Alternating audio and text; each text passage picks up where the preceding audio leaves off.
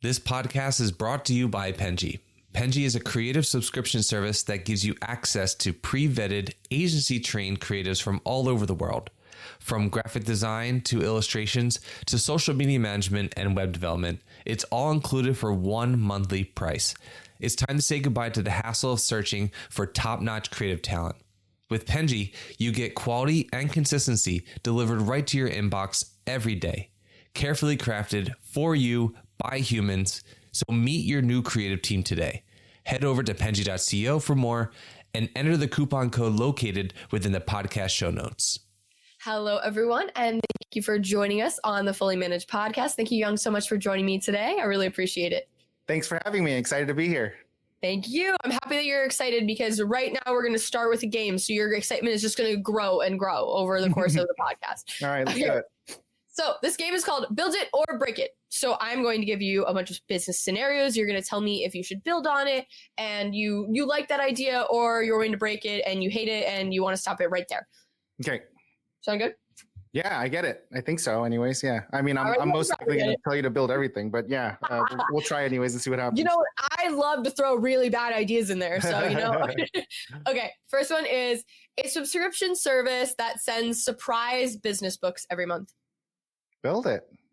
Yeah, I like that one. Yeah, I'm like, really there's the amount of people that I talk to on the podcast that have read a plethora of books that I've never heard of in my life, but they're probably really helpful.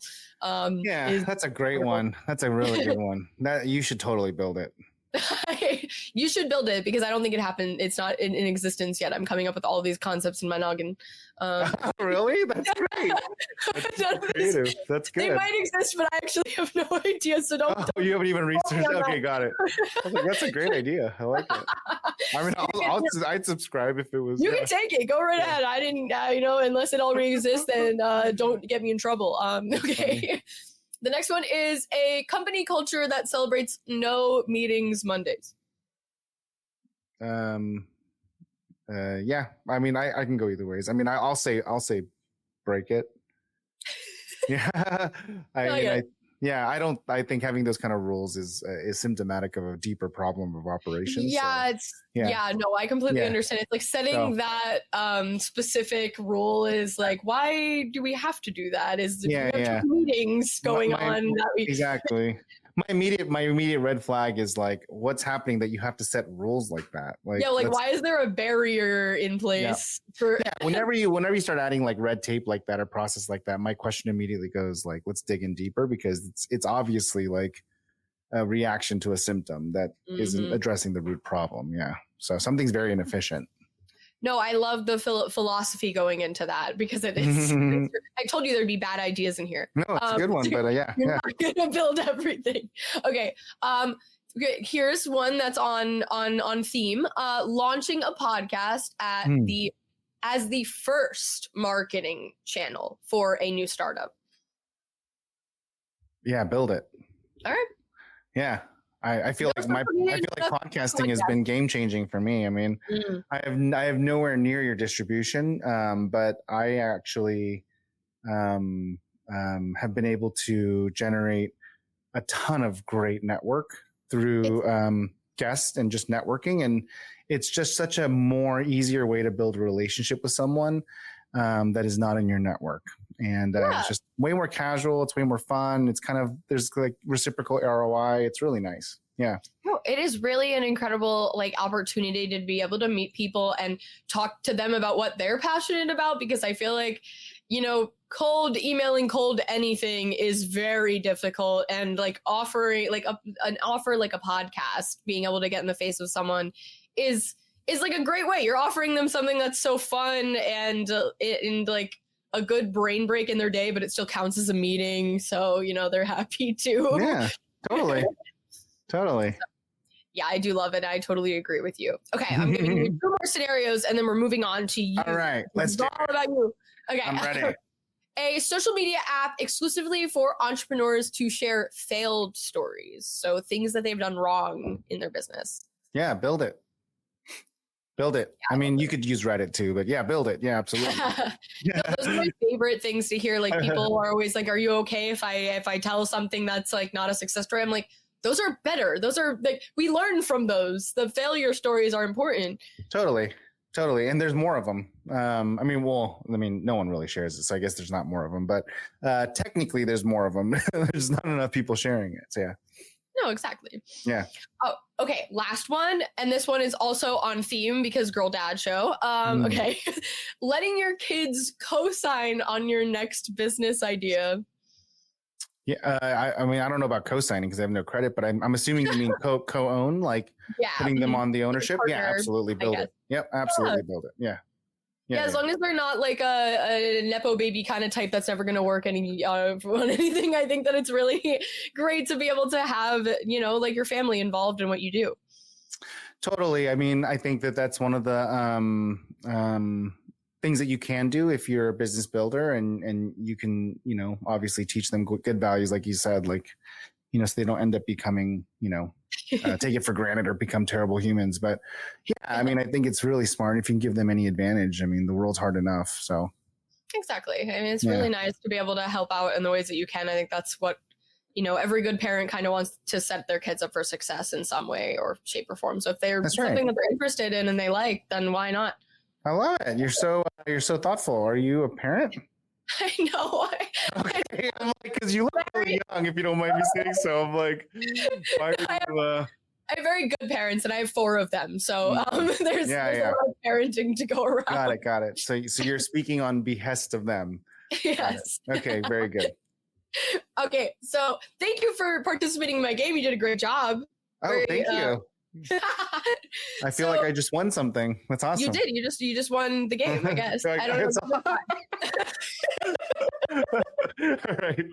Off to a good start. I love that you're a giggler like me. Okay. This is perfect because I feel like I laugh way too much in my podcast sometimes, which is, a sign of a good energy. Good energy. Yeah. Well, so speaking of you and being a giggler, would you tell me a little bit about, so I've done exploring and research on you, having, participated with collaborations before with Penji and all, and you have several entrepreneurial ventures that you're kind of involved with, and a lot of them have to do with helping business owners run their businesses better and also their lives more efficiently. So I was wondering, was there a point ever in your own journey where you realized that things weren't balanced or that you weren't doing things in the best way? And are these ventures afterwards a reason why you're interested in doing those things for other people? Yes and no. I mean, I think the answer is a little bit complicated because I essentially became a parent and I just wanted more time with my kids, and I wanted to be able to have more freedom, which cost money. And I also simultaneously love working. I'm very happy with working, and I'm not one of those people that will be happy just sitting on a couch or retiring early. I like having projects and things to do. And one of my favorite passions is making money in business. And so it's just two new loves of my life. And so I just had to figure out a way to coalesce the two together. And one of the things that I learned how to do was basically help other business owners with the skills that I had learned. And that was through consulting because it was the fastest way for me to control my hourly rate so that I could work less to spend more time with my kids. And then this is where it gets really long, so I'll try to keep it short. But no, it's okay. I love a good story. Through the process of consulting, I started to escalate my abilities and my technical skills in business operations, because instead of having one job at one company for 3 years or 5 years, I had 9-10 clients at a time, and I got to see all the similarities in all the companies. And so whether it was mental health or robotics or crypto or life science, it didn't really matter. 75% of the business was exactly the same. And so the core operations are literally the same. You need to make money. You need to have good top of funnel, bottom of funnel. You need a good process for servicing the clients. You need to have good product market fit. You need to make sure you have margins. You need to have processes and systems and operations. You need to have a way to hire and scale the output. You need a way to control the money, right? It's literally the same. 75% of all businesses are the same. And then you add in the 25% that makes it different, which is we're we do mental health, or we do like window treatments, or we're a pool cleaning. Like, yeah, that stuff is different, but like the meat and bones is literally the same. And so when I started realizing that, I started documenting that process, and I started helping more people because now I had a system. And so because I could help more people at scale because I had a system, it made me make more money for less time. You know what I mean? Because I was just kind of using them all to do that. It's just like, you can do the 25%, I'll do the 75%. That's the same. Yeah. And so then I started making a ton of people rich. Like I helped a bunch of small business owners get a ton of money and ton of revenue. And then I'm like, why am I making all these other people rich? This system works. You make myself rich. That's right. So I should make myself rich. And so over the last 4 years, I've been building businesses myself, and that's why I own 13 businesses. That's incredible. It's okay. Yeah. I mean, unless people aren't being transparent with me, you might be the one that my first podcast guest that has owned 13 businesses, or more than 10, maybe. But that's really? Cool. Yeah. I mean, yeah, it's interesting. Yeah, that's interesting thought to even have, right? But I think that the goal for me is to own 20 that do $1 million each. Because my thesis is that the average service business does 15% profit, right? So statistically speaking, it'll do 15%. There's businesses that have higher profit margins, some less, but the average is 15. And so if you think about $1 million, it's $150,000 a year. You hire a GM for 120, that's like $30,000 in free cash flow. $30,000, or I mean, even 25 to play it safe, multiplied by 10, it's a good amount of money. And then you multiply that by 20, it's like more money than the that's incredible. Yeah, exactly. And so the goal is, can I get it to 20? And then the idea is, how much money do you really need? Because eventually some of these businesses will die because technology will come up and all these other things. And so even if half of them die, I'll still have 10. And that's essentially how I create my financial freedom to go hang out with my girls more. Oh, that's really sweet. That's literally the whole plan. That's the whole thing in the nutshell. Yeah. I love the mentality of having more businesses in case some fail, because it's kind of like the mentality of like what our turtles do, where they have like a bunch of kids in case a bunch of them die, so that they're guaranteed to have some survive. It's kind of I mean, it'd be almost silly for you to think that all of them would succeed. So yeah, in my opinion, yeah, because like hard. I mean, look at the trends over the last 100 years. Even like all these titans of industry that people are like, that business is never going to go under. Maybe it's 40 years, they go under. Maybe it's 10 years, they will go under. Like there's just cycles of innovation and movement in the macro markets that, there's not that many companies that'll just be forever.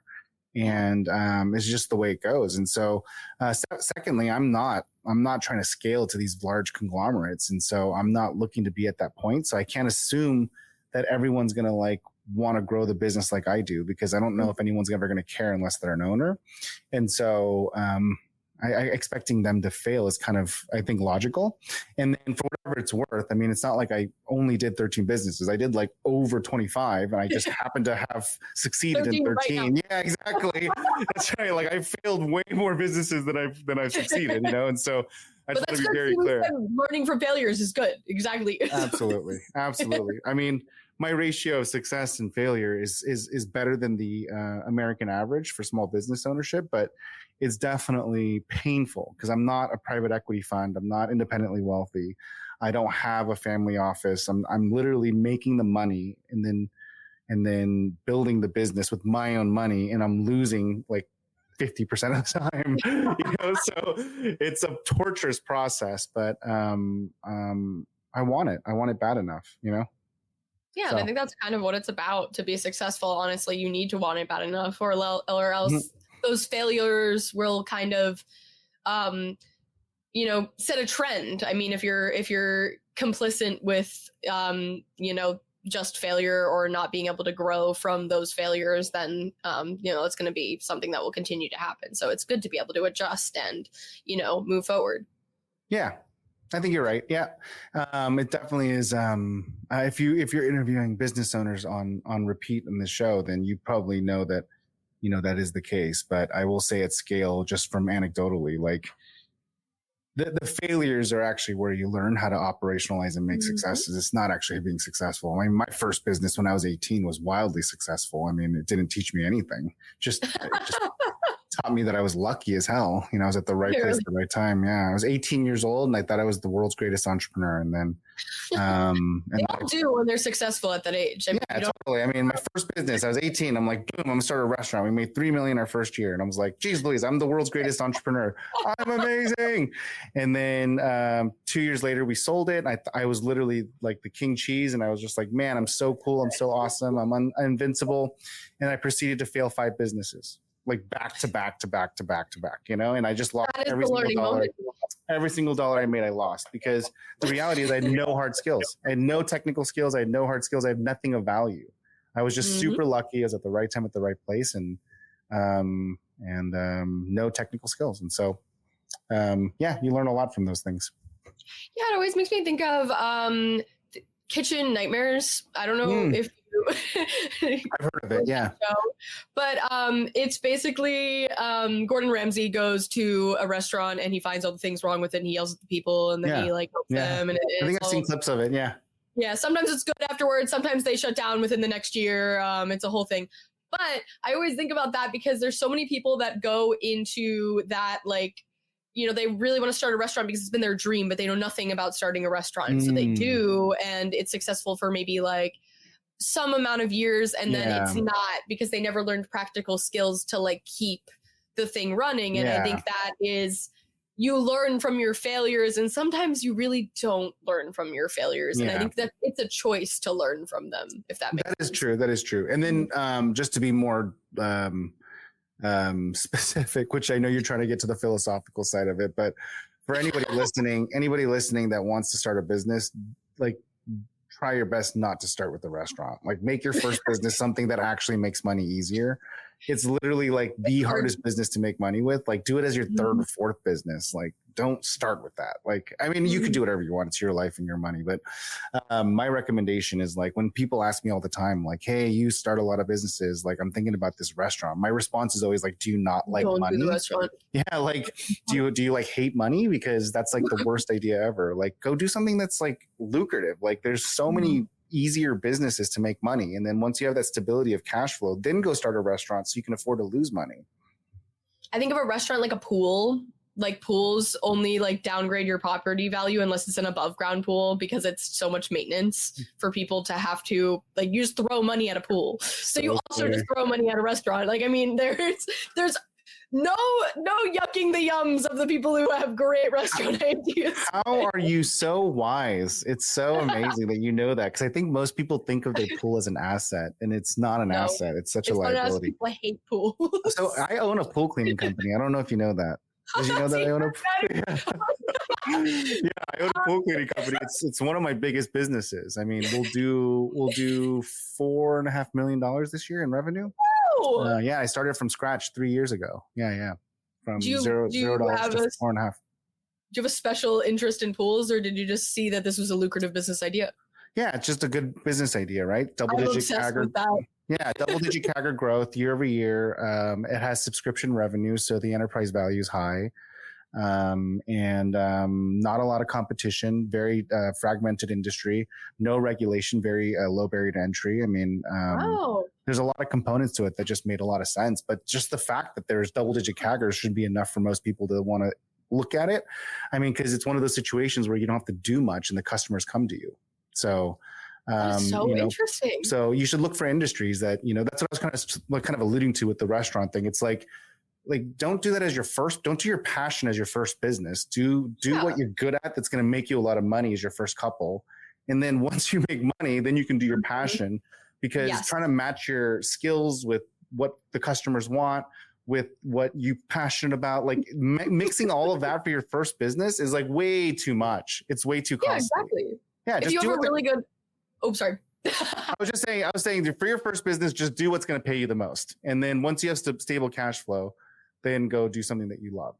Exactly. Because you can be it's the same kind of mindset as retirement. If you want to retire, my parents all tried to retire and hated it and just kept working. I think that's hysterical. But it's the same idea of retirement of you're working towards that. Like maybe it's like, maybe that's your end goal. And like that end goal is something that's super exciting. And then maybe in the interim, you just have to make money to do that. Like an entrepreneur, your first business venture might not be your passion project, but it can work towards your passion project. Like if you have a great business that's super successful, you can then eventually open a restaurant that may waste some money, but you can still do what you want with it because you have enough money to do that. Totally. It's also no different than not being an entrepreneur. So if you're just an executive or you're a worker or you're just a W-2, like I call you guys muggles, but if you're just a muggle, like it's totally fine. It's the same exact thing. You should try to do things that generate the most value in the world. Like what are you naturally good at that you can exchange your value for the most amount of money that you can? And once you have established that, then that gives you the luxury of venturing into other fields or industries or roles or whatever that may be. But learning that technical skill that you're naturally good at that people value is the first order of business. It's just, I'm not saying you have to do that, but it's logically puts you in a much higher advantage position to go chase the things that you want to do and chase the career that you want and be able to ultimately have the title and pay and the direction that you want to have it if you're at a state of like having a really good competency that people value. Yeah, no, I this is a great philosophical conversation because it's true. I think that a lot of people like it's almost unrealistic, and it's a little sad maybe that it's unrealistic, but that you're going to love your first job. Like a lot of people love their first job and it's like at a restaurant in their hometown, and that's a little different because maybe that's not like for your career perhaps. But you can land a job that you're really good at and maybe you don't love, and then you can grow that into something that you're making so much money or you're able to save so much money, in which you can go into a field that maybe might be paying you less but is something that you truly enjoy so much, and that's like giving you that opportunity. And sometimes you just have to work towards like your perfect life kind of thing, I guess. Yeah, I think you're hitting it on the head. That's basically what I'm trying to say as well too. And I think that both ways work, and you can do however you want, but one way just yields a higher level of success. Yeah, exactly. So with all these entrepreneurial ventures, which you have way more than I even knew in research. So that's like, this is incredible.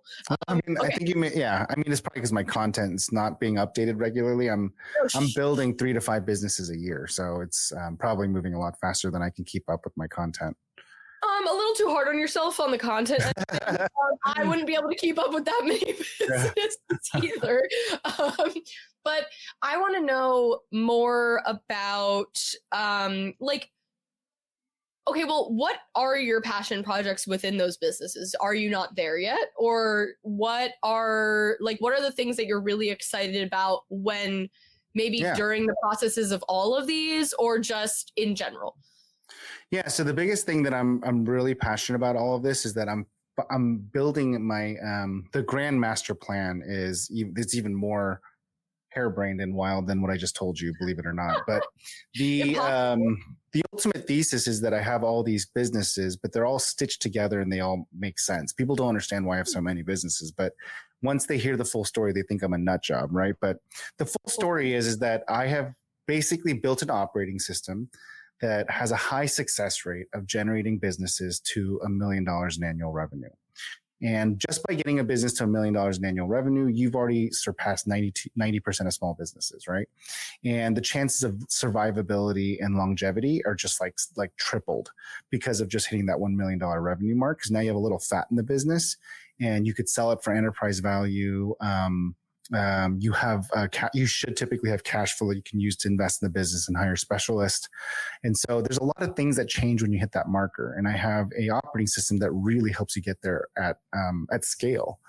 And so as you start to build these businesses, there's a couple of things that you realize very quickly. Every business needs marketing.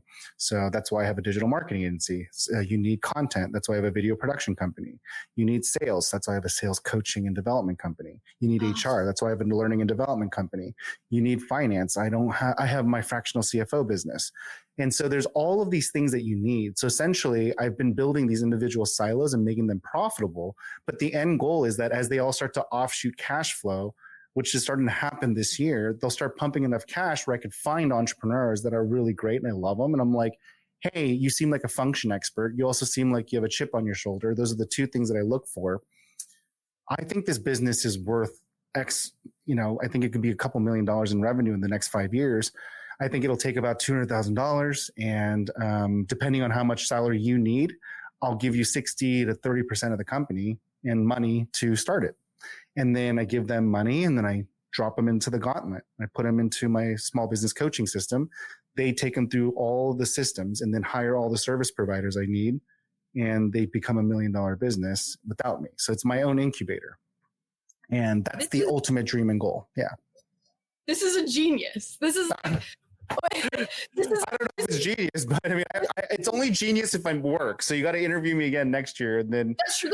I'm an insane person until I actually pull it off. And then if I pull it off, then I'm a genius. But next year, I'm pretty close to pulling it off. So next year should be ready to go. So the random businesses that are not part of the ecosystem are tests. So when I first had a marketing and business, I had a couple of these elements and I ran Blue Ocean through it, my pool cleaning company.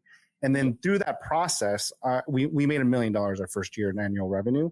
And, but I learned a ton about the missing gaps. So then I filled in the gaps with new businesses that fit, so then I had another version 2 of the ecosystem. And then I dropped, a tattoo cosmetics company, Rebel June, in there. And that's running through the system. And then I learned a ton about what's missing in the incubator. And so there's a couple of random businesses that don't really fit into the business ecosystem. Yeah, it was that one sounded random in comparison to the other one. Totally. I mean, I'm building a gym in Redwood City, right? Like a wellness center and gym. This. So, but like, again, that doesn't have anything to do with business building, but I need to test the gauntlet.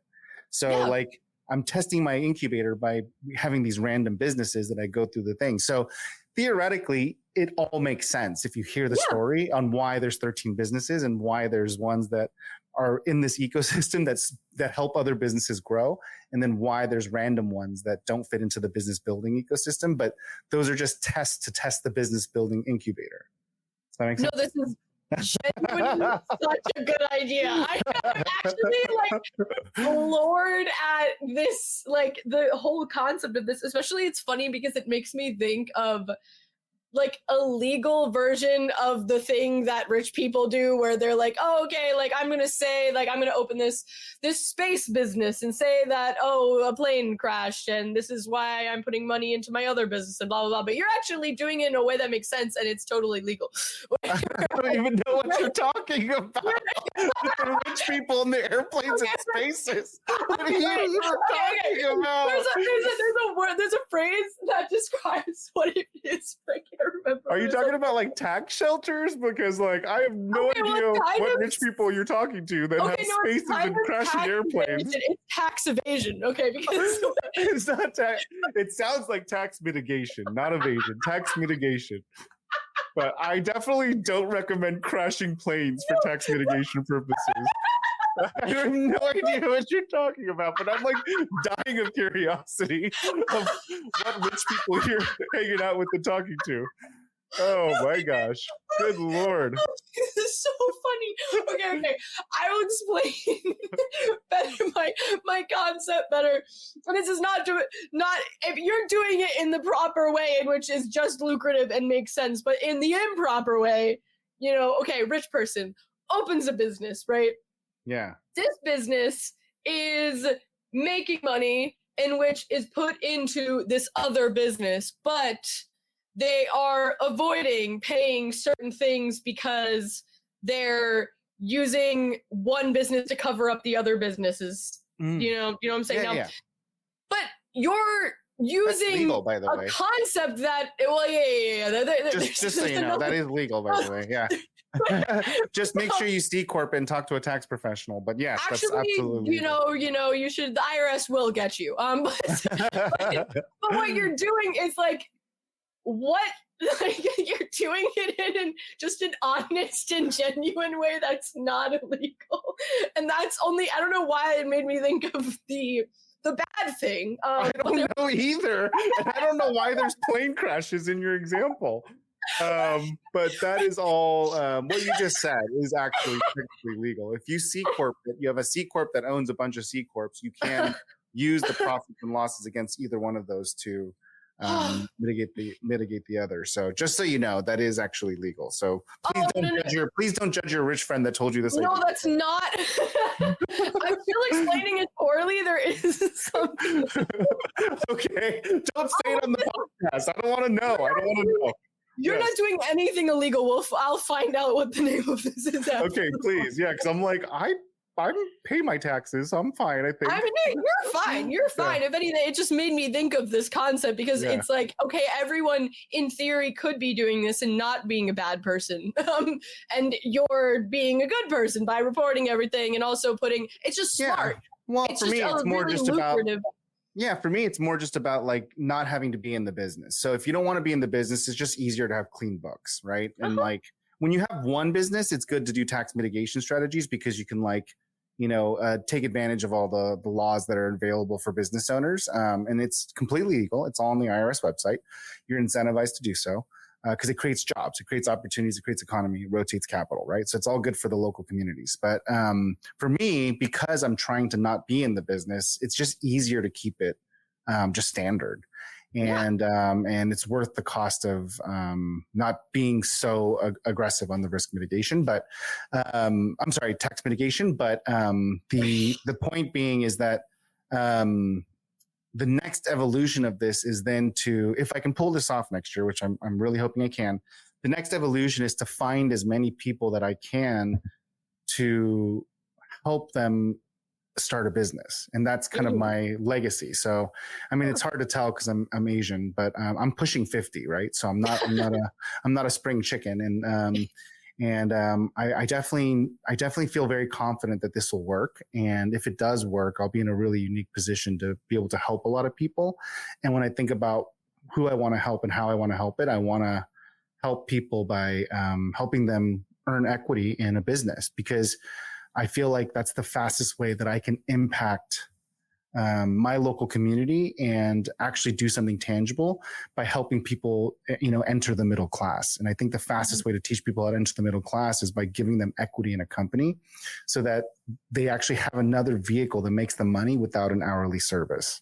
Mm-hmm. Yeah, that is definitely a really great way to be able to, move up a tax bracket, especially when there's so many things in the way of doing that in a normal job, like having but they just talk to you and then they crash planes and then they don't have to go get any taxes and you're good. Yeah. You're going to laugh when I tell you the concept because it's definitely something that's so easy to explain and I'm just doing such a It sounds like Machiavellian. Like you have to fake your own death and then come back like Jesus Christ and then you don't have any taxes or something. It sounds ridiculous.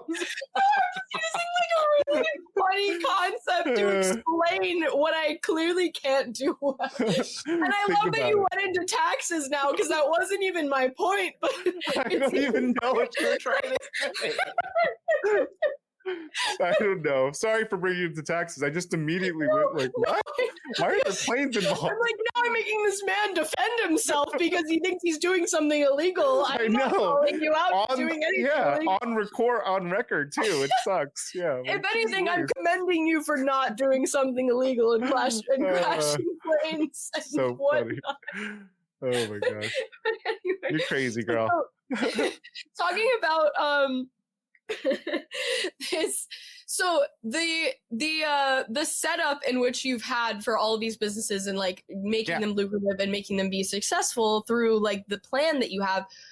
Can you talk a little bit about the plan? I know you don't want to give your secret sauce, but I'd love to have kind of an overview. Sure, yeah. I don't want you to give away your secret sauce, but I want you to give your secret sauce. No, I don't mind. Or maybe omit the most. No, I don't mind at all. Part. I don't mind at all. You literally can subscribe to my newsletter, and I write a weekly newsletter, and I essentially give it away over time, right? I have no issues with it. I will say that my small business coaching business started not because of a desire to be a small business coach. It started because I started this process of building businesses, and I had so many of my friends and family ask me for advice and help. And I track every hour that I live. And there was one year where I spent over 250 hours just giving so much to my friends and family. Aww. Yeah. And trying to give this advice for free, giving the whole operating system, giving them everything. And then I think like I tracked it, and at the end of the year, like it was like 6 people started a business. And it was like so frustrating because I'm like, I'm literally not achieving my dreams and goals because like you're now soaking up my time and only 6 of you guys did something with it. I got so angry and I was like, oh my gosh, I'm literally a year behind because of you guys. and nobody did anything. Like 6 people started a business. And so the following year I charged $1,000 a year. I'm like, pay me $1,000 a year and I'll talk to you. And I just assumed, nobody would sign up for it. Like, and again, 90% of people went away, which was amazing. But 15 people said yes. And that's how Owners Club started. Oh. And I'm like, I guess I should build this business because like, I did not expect that to happen. And so. Okay. So are you going to tell me that I need to give you $1,000 in order? No, not at all. Please don't. Yeah. No, not at all. And we've lowered the price. It's now $500 a year. I can give you a Penji code too if you want to join. Thank you. 30% off your first month. Exactly. So in a nutshell, the system is really broken down into 4 components, right? There's 4 major systems. System 1, 2, 3, 4. And my recommendation is try to go as linearly as possible in sequence, like building a house. Like it's a foundation and then pillars and then scaffolding and then the rooms and the innards. And then at the end of it, your amenities and niceties, right? So that's kind of like my house analogy for how you build your business. And it's kind of fun because most business owners just like listen to Gary Vee and then Grant Cardone, and they listen to all these influencers and everyone, they love the feedback and all of those things are right. These people are all right. They're saying all the right things. The problem is it's not in sequence. And so you can't worry about some of those things until you have fundamental foundations in place. And so we just help businesses get those foundations in place and kind of stack it on over time. And I just have a very specific sequence, and it starts with customer predictability, product market fit and margins, and then fiscal visibility. So once you have a very confident operating system that helps you understand that if you do these 3 tactics and you spend 8 hours, 14 leads comes out consistently 80% of the time. Like, you have 3 of those tactics. That would be a good customer predictability, right? Like, then you have a lever that you can control because you know how to jack up your customer count or your lead count pretty predictably. The second thing is, do you have a lever to say, hey, I can increase my prices, lower my prices. I know what my products and offerings are so that I can like tweak it to basically create more revenue or create more cash flow or create more profitability. Then you have good product market fit and product margins. And then the third thing is, do you have good financial models that say, if I bet $30,000 to try to make $100,000, do I have a good way of tracking that bet? Right. So you want to forecast and model. And those are the 3 levers that you need. And if you have those 3 levers, you can have a really good life. And this is how we make $1 million businesses, right? So once you get to $1 million, you start to realize by this point, most businesses need to hire 2 or 3 people, but some businesses could do that by themselves as a solopreneur. And then they'll start to get to the point where, hey, I kind of want to scale this. Great. Then we go to system 2. And then that's all around how to hire and scale and operationalize people to do more of what you do. And so we break that down into quantification, qualification, compensation, and accountability. And those are the 4 pillars that we teach to help you understand how to start like leveraging other people to do specific components of your job and of your business. And then as you start to scale, you'll start to have people that want to move up. And then eventually you're going to want to get away from the generalist strategist position and either get more time freedom back or go back to the reason why you love that business, which maybe it's a baking business. So now instead of being a CEO and an administrator and a diplomat, you want to go back to baking. Great. Let's go hire a GM and we'll teach you how to do that. We use a system called Manager, Coach, Mentor. And then we basically teach you how to place a GM, and then you go back to baking while you're making all, the money as an owner, but you're doing the thing that you loved about the business, or you're just getting more time freedom. And then you kind of stop there if you want it to be a lifestyle business, or if you want to continue to go. We have a system 4 that helps you do vertical or horizontal integration to use your core business as an advantage to build a second vertical. Wow. Okay. I love the idea of like having options as well, because incredible. Yeah. No, like being able to move where you want to be, especially after being lucrative and being successful. Yep.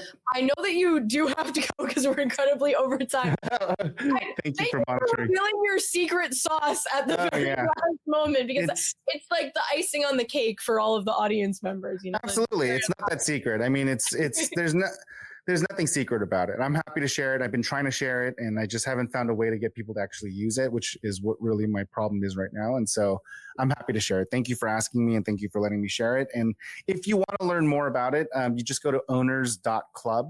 And if you want to learn more about me, you can go to alwayshan.com. And you can find all the things that I'm working on and what I do. But the system itself is really good. I'm really proud of it. And I am in the process of writing a book about it and trying to get it out to more people and help more people, because it has like a 60% success rate, which is amazing. You know, I mean, obviously it sucks to lose 40% of my businesses. But it's still way higher than the 90% failure rate of small business in America. So yeah, no, that's incredible. Yeah, it's way better. Yeah. So if you could take whatever advantage you can by having a system, you should take it. Everyone take advantage and check out those links in the description. Thank you so much again, Young, so much for having this conversation with me. This was a blast. I want to let you go. Thank you everyone so much for listening. This was like, I've never cracked up more on a podcast. Thank you so much. Again, I'm going to look up that phrase so that you'll laugh even harder, because it was definitely something so simple. Thank you everyone again. Thank you, Young, for joining me. Have a lovely day, everyone. You've been listening to Fully Managed, brought to you by Penji. Check out the show notes to learn more about today's guest, and to learn more about Penji, the human-first creative subscription service, head over to penji.co. And by the way, if you're still listening, it would mean the absolute world to us if you were to share this podcast with a friend and, of course, subscribe.